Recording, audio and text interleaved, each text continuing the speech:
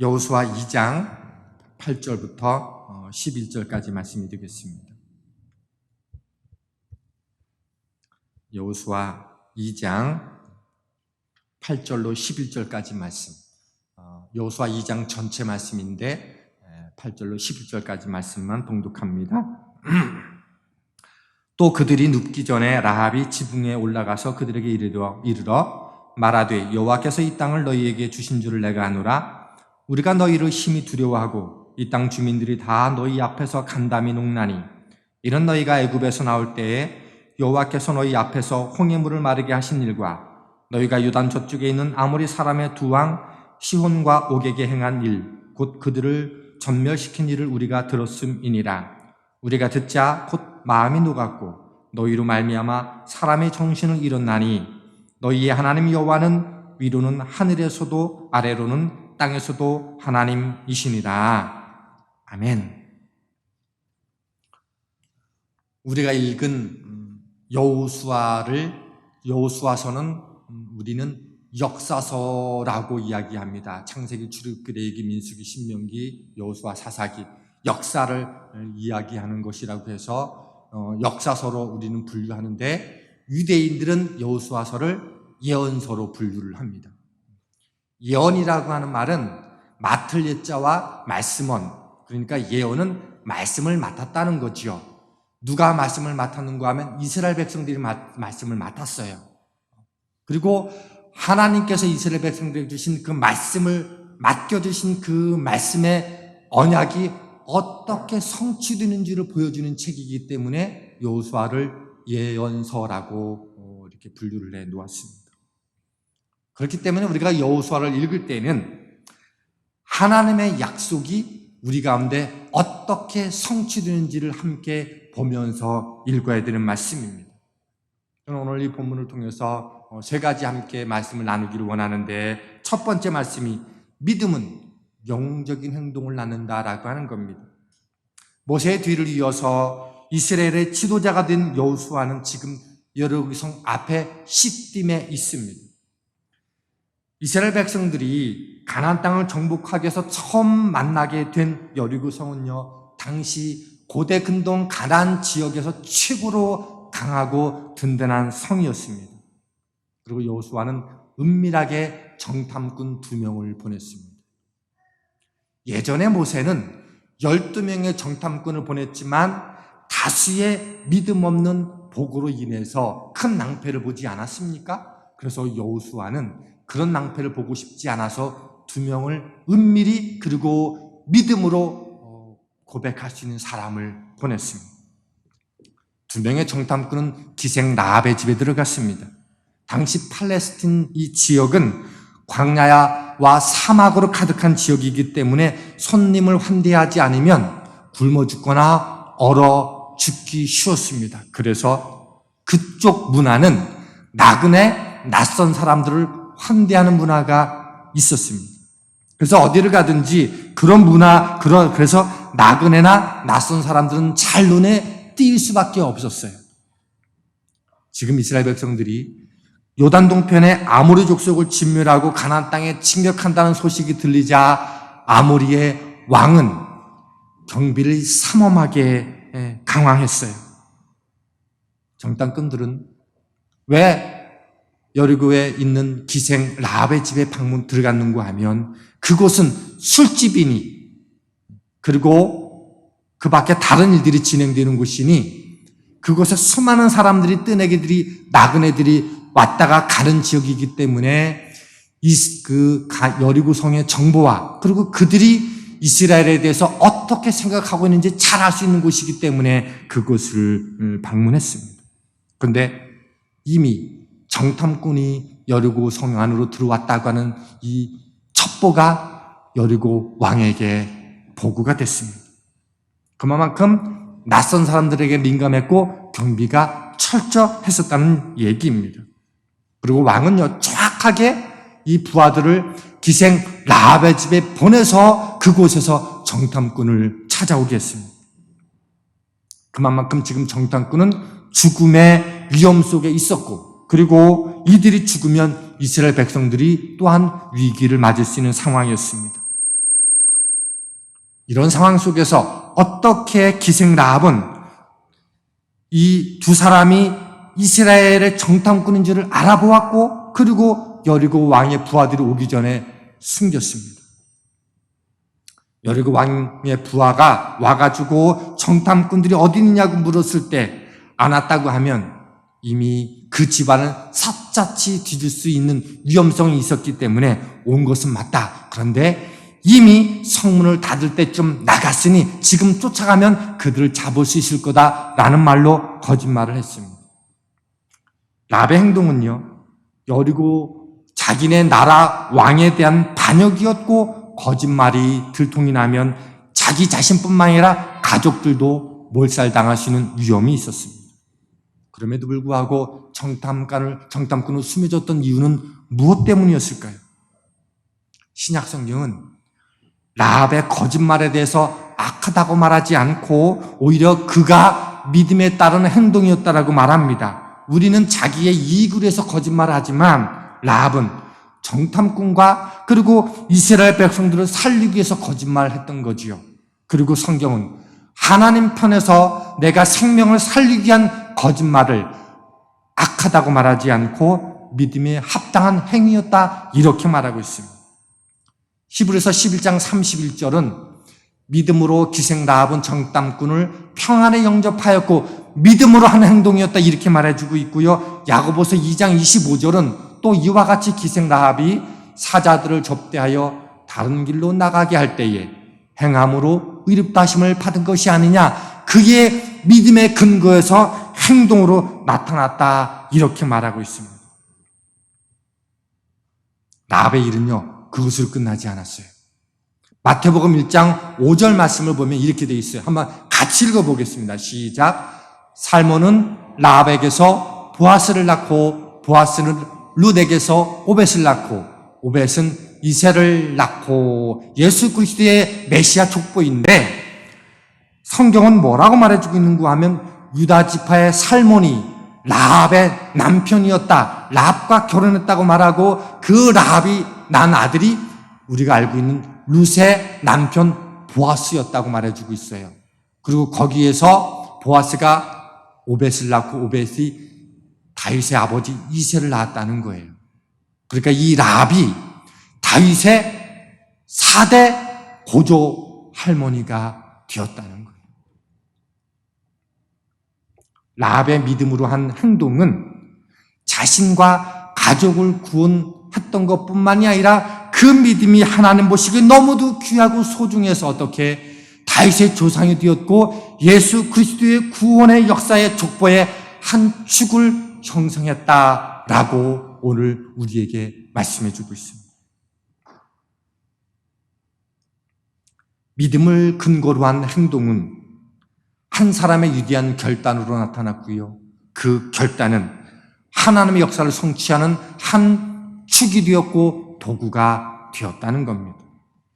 우리 모두가 이런 믿음에 근거한 행동을 날마다 살아나게 된다면 우리 역시 이 시대에 라합과 그 가문이 되어서 하나님의 쓰시는 도구로 넉넉히 쓰임받게 된다는 것입니다. 이런 믿음의 역사가 저와 여러분의 가문에도 가득하게 되기를 축원합니다. 두 번째로는요, 한 사람의 믿음은 다른 사람을 구하는데 넉넉한 도움이 될 수 있다는 겁니다. 성경은 그 라합의 입에서 여호와라는 이름, 하나님이라는 이름이 고백되는 것을 보여줍니다. 9절 말씀을 보면 이렇게 되어 있습니다. 여호와께서 이 땅을 너희에게 주신 줄을 내가 아노라. 우리가 너희를 심히 두려워하고 이 땅 주민들이 다 너희 앞에서 간담이 녹나니. 무슨 얘기예요? 우리가 이렇게 경비가 삼엄하게 쓴 것은 너희를 두려워하기 때문이야. 나는 여호와 하나님께서 이 땅을 너희에게 주신 것을 나는 믿어 라는 고백인 거예요. 그리고 10절에 이렇게 고백합니다. 이는 너희가 애굽 땅에서 나올 때에 여호와께서 너희 앞에서 홍해물을 마르게 하신 일과 너희가 요단 저쪽에 있는 아모리 사람의 두 왕 시온과 옥에게 행한 일 곧 그들을 진멸시킨 일을 우리가 들었음이니라. 라합은 기생이기 때문에 술집에서 많은 사람들을 만났고 그들을 통해서 많은 주변 나라와 족속들의 이야기를 들을 수 있었습니다.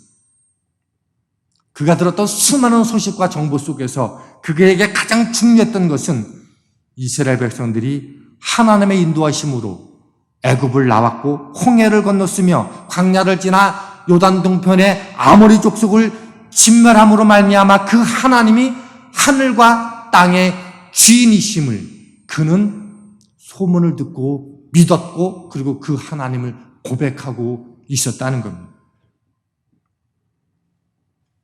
이스라엘이 여기까지 온 것은 이스라엘의 능력 때문이 아니라 그들이 전쟁을 잘했기 때문이 아니라 하나님이 끌어오신 거구나. 하나님이 이 땅을 그들에게 붙여주시기 위해서 역사하신 것이구나 라는 고백이 있었다는 거예요.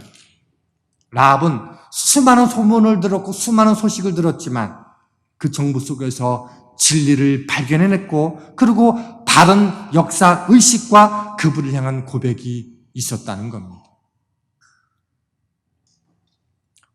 많은 사람들이 신앙 고백은 분명한데 역사 의식을 갖지 않음으로 인해서 편협된 의식을 갖게 되고요. 어떻게 믿음을 가지고 사역하는지는 생각 없이 그냥 광신적인 믿음만 가질 수 있게 돼요. 반면에 역사 의식은 있는데 신앙 고백이 없으면 사회 변혁으로만 가게 되어지고요. 생명과 에너지가 없게 돼요. 그러므로 오늘 우리는 라합을 통해서 발견할 수 있는 중요한 가치는 성도는 역사의식이 있어야 된다는 거예요. 시대를 보는 눈이 있어야 된다는 거예요. 뿐만 아니라 그 시대를 이끌어 가시는 하나님을 향한 분명한 믿음의 고백이 우리 안에 있어야 된다는 겁니다. 그럴 때 그 한 인생은 하나님의 역사에 쓰임받을 수 있는 도구가 된다는 겁니다. 라합이 9절에서는 여호와라고 하는 하나님을 고백해요. 이 여호와는 창세기부터 나오는 건데 여호와는 언약을 말씀하시고 그 언약을 이루시는 하나님이 여호와 하나님이에요. 그리고 11절에는 천지 만물을 지으신 전능한 하나님을 고백하고 있어요. 그러니까 유대인이 아닌데 이방 여인인데 하나님의 행하신 일을 소문만 듣고도 그는 전능하신 하나님이기 때문에 이 땅을 넉넉히 이스라엘 백성에게 주실 거라고 하는 그 능력의 하나님을 믿었고 말씀하신 대로 그 이스라엘 백성들에게 언약을 이루실 것이라는 하나님을 동시에 믿었다는 거예요.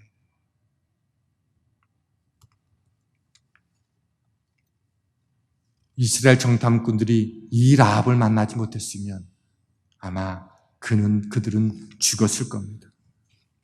그런데 하나님께서 하시고자 하는 그 일에 하나님은 정탐꾼들로 하여금 라합을 예비하셔서 만나게 해주셨고요. 그녀의 고백을 통해서 정탐꾼들 속에서도 하나님을 확신할 수 있게 해주었습니다. 11절은 이렇게 돼 있어요. 우리가 듣자 곧 마음이 녹았고 너희로 말미암아 사람이 정신을 잃었나니 너희의 하나님 여호와는 위로는 하늘에서도 아래로는 땅에서도 하나님이시니라. 이스라엘 백성들이 왜 두려움이 없었겠어요?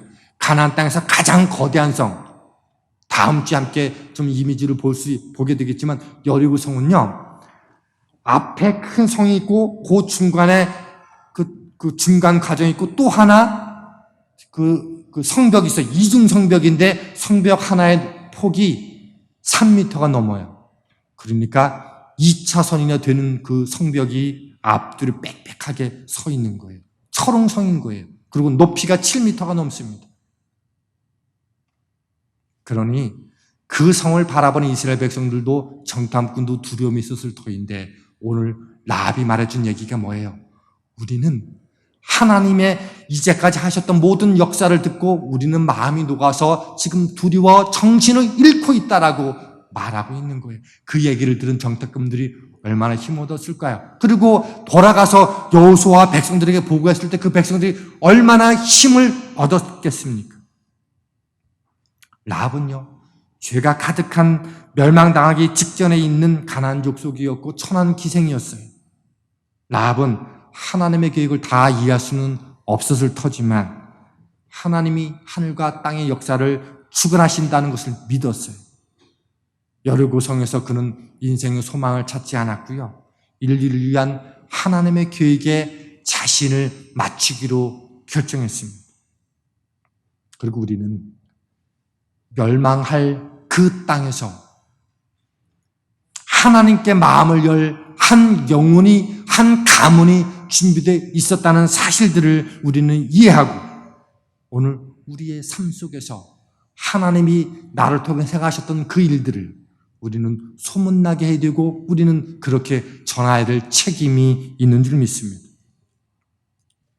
우리는요, 라합의 선택에는 위험성이 있다는 사실들을 알게 됩니다. 왜냐하면 발각되면 온 가족이 몰살이라고 하는 그 위험성이 있음을 알지만 그는 그 위험성을 넉넉히 극복할 수 있었던 것은 하나님에 대한 신실한 믿음이 있었기 때문입니다.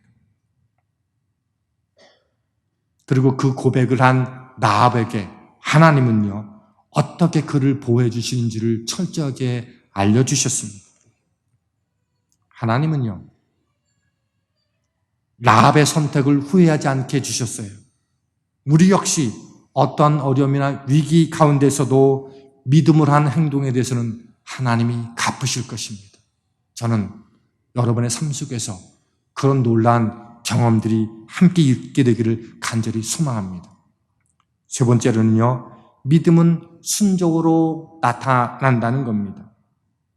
라합은 정탐꾼들이 안전하게 돌아갈 수 있는 상황이 되자 내가 너희들을 생명을 보존해주고 보호해 주었으니 내 자신과 우리 가족을 구원해 달라라고 요청합니다.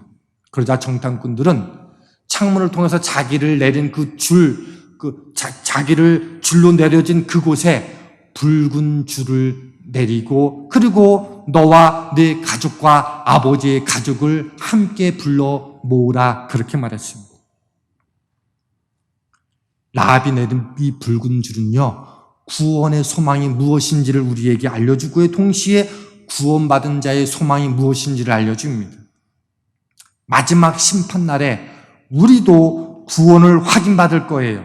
그 소망이 어떻게 유지되고 표현될 수 있을까요? 그날의 임박한 때에 분명히 올 겁니다. 여리고성에 멸망의 때가 오듯이 구원받은 우리에게도 마지막 심판의 때는 올 겁니다. 그러면 어떻게 준비해야 될까요? 구원받을 자로서 라합은 언제 붉은 줄을 내렸을까요? 구원받은 우리는 다시 오실 그분 앞에 언제 붉은 줄을 내려야 될까요? 붉은 줄의 의미가 무엇일까요? 21절은 이렇게 말씀해 주고 있습니다. 라합이 이르되 너희의 말대로 할 것이라 하고 그들을 보내어 가게 하고 붉은 줄을 창문에 매니라.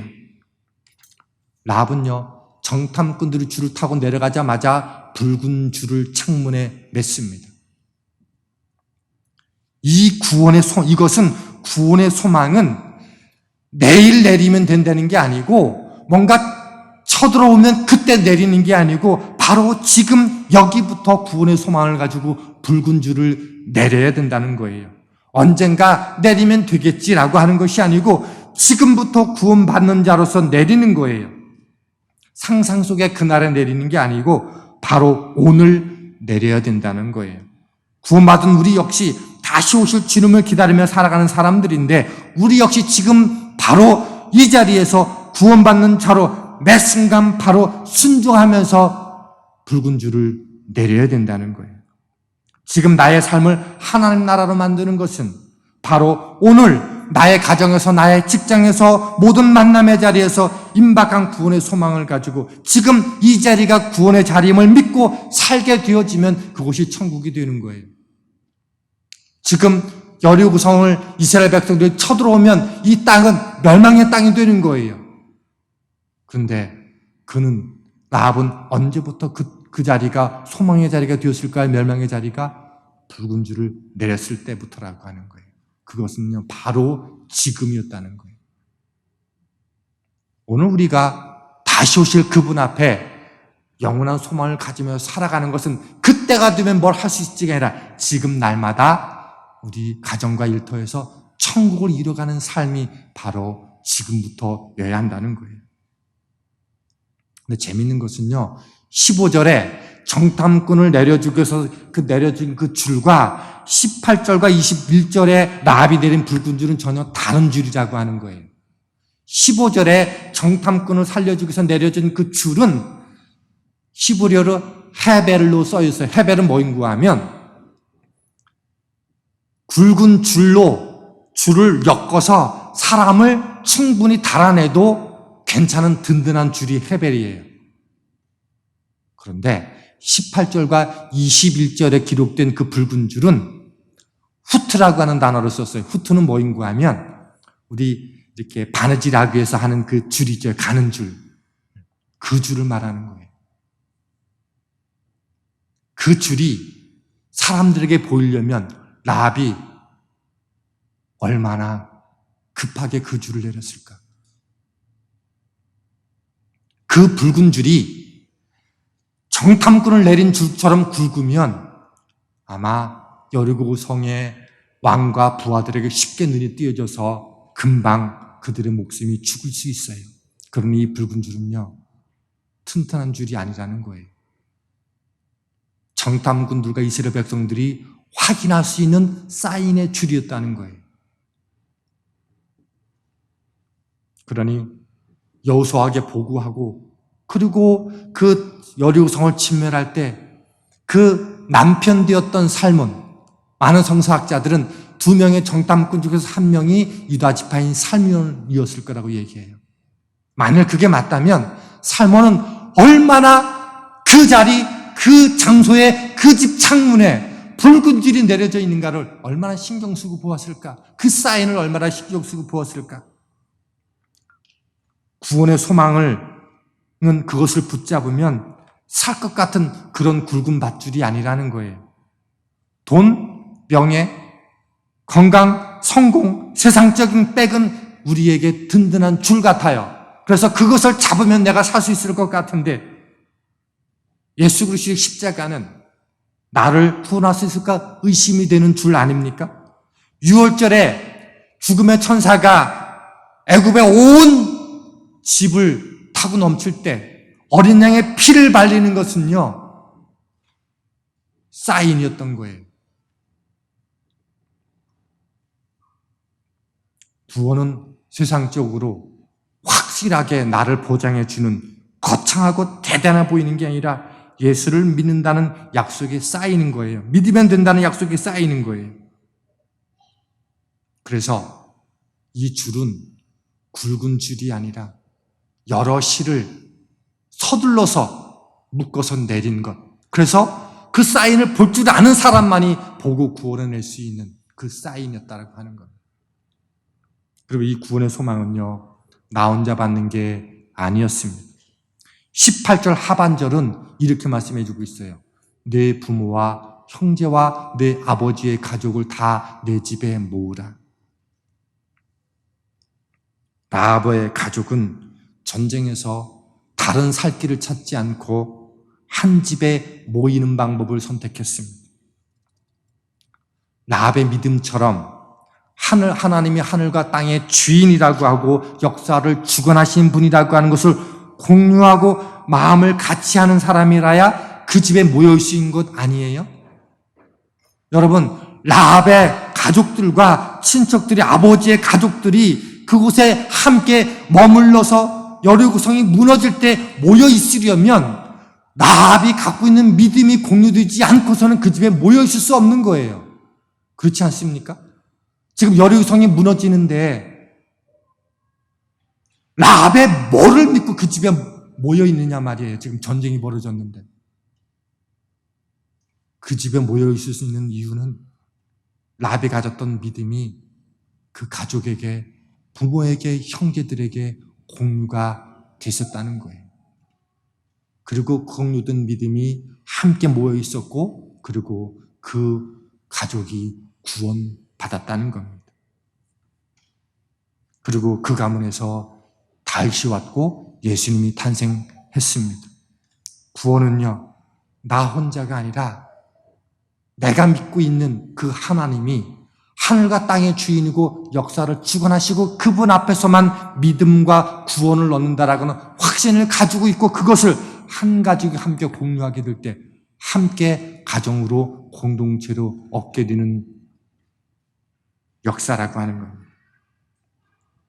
우리는 이제 구원의 소망을 가진 사람들로 다시 오실 주님을 기다리면서 소망하며 사는 사람들입니다.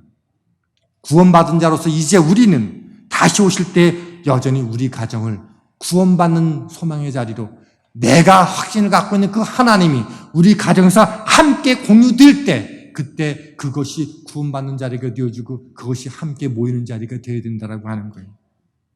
구원은요, 가족이 받는 게 아니에요. 구원은요, 혈연이 받는 게 아니에요. 구원은요, 그 믿음을 가족이 함께 공유될 때 받게 되는 사실이라고 하는 거예요.